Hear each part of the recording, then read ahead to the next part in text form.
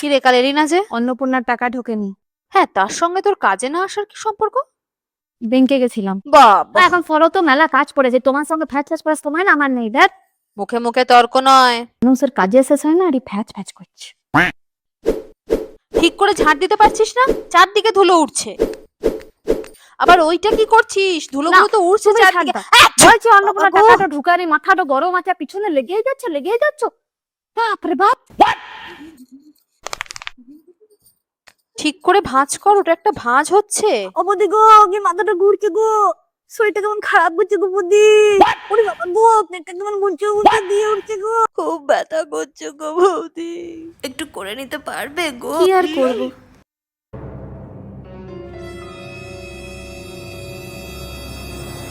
তাহলে আসছি গো বৌদি। বাবারি কি জানি কি হলো, বুঝতে পারছি না বাবা। বাবা গো, দেখো গো, এবার বর ফ্রেন্ডকে একটা ফোন করি, ফোন করে বলি চলো সিনেমাটা দেখে আসি। কতদিন থেকে নামা যায় নাই। হ্যালো, আমার ছুটি হয়ে গেছে।